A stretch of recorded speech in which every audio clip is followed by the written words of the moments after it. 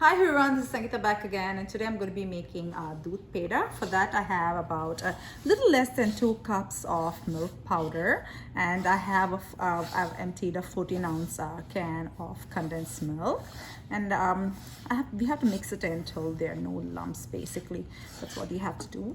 And I have here cardamom powder, so it's about a teaspoon of cardamom powder. That's just for smell and flavor there. And I have soaked a few strands of saffron in warm milk. That's little over a tablespoon of warm milk. I'm just going to quickly mix this in, and then I'm going to put it on the stove top. I'm going to be dumping the saffron induced milk as well.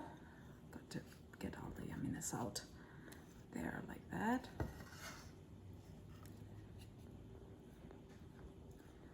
There, don't want to leave any of the saffron out. So this is a sweet that can be made for those people who have food allergies, like nut allergies and stuff. Just don't garnish it with the pistachios or whatever nuts that you use for garnishing. Yeah, this has milk powder, yes, but I think most people would. I'm assuming the milk allergy is not as severe as a nut allergy, so I'm just going to quickly. At this point, it's a nice homogeneous mixture, and I'm going to be stirring it in medium-low on the stove, and I'll be stirring it till it forms a ball, basically. There. I'm just going to be putting it in the stove now. So just medium-low. Just keep stirring it like every minute or so.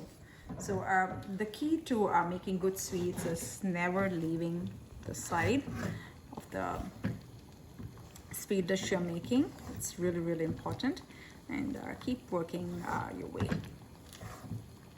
So it'll come together like this, kind of like it's coming into a ball. I'm just going to be adding some ghee, which I just made, and always for sweets you need to have really fresh ghee. So I'm going to be adding about a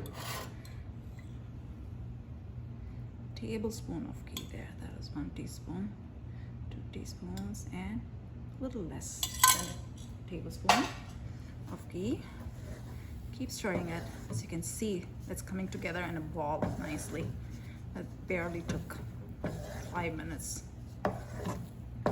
of cooking, that is. As you can see, it's nicely coming together like that. It's left the sides of the pan, and it's also coming together a nice ball. At this point, what you have to do is just take a small, really small, make a small ball. Be careful, be really careful. And just see if you're able to make a little ball out of it. And I'm not able to make a ball out of it right yet. It will harden as it cools down, but give it a minute or so more and try again. You can see it's come together to a nice ball. You don't want to cook it too much, otherwise it's going to become really grainy, and that is a definite no-no. So just stir it like that. And I'm going to be doing this for the next minute or so. So it will be like that. So once it's like that, you can turn off the stove, because it is going to harden up further. I'm going to give it like 10 more seconds. You don't want the milk solids to separate and the fat to separate. So that's a definite no-no. I'm going to turn this off, and it has to cool down, so that I'm able to actually form the pedas or form those little balls. So I'm going to give it about 15 minutes or so for it to cool down. So what I do is I usually spread it like that, so that it cooks quicker, just more surface area for it to cool. So just do that. It'll cook, it'll cool down much quicker. So 15 minutes or so. So the peda has cooled down.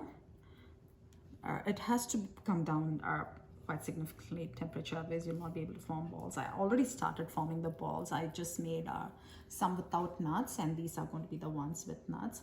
So you just make a little depression like that, and just take, let me show you here. And I've greased my palms liberally with ghee, and make the ball and make a little depression. That is where I'm going to put my pistachios. So that, let me show you one more, and then I'll finish forming the rest of the balls. So they are typically this size. They're not meant to be too big or anything. Just do that, a nice depression, and I'm going to finish forming the rest of the balls. So I'm just going to be putting a few pistachios there, storing it in their container. So this is a perfect sweet for a beginner. It's really, I mean, you really can't go wrong. And Raksha Bandhan is right around the corner. So I hope you're able to make it and feed it to your family and your brothers and pretty much all those people close to you. So this is this. It's a very, very quick garnish. So I got about 25 of these pedas. I made about 12 without nuts, and the rest I'm just garnishing with nuts. It's entirely optional. It's just that it looks a little dressy. Or you could just add some saffron on top. That'll be nice as well. But this is how it's traditionally made. And I'm just going to do that.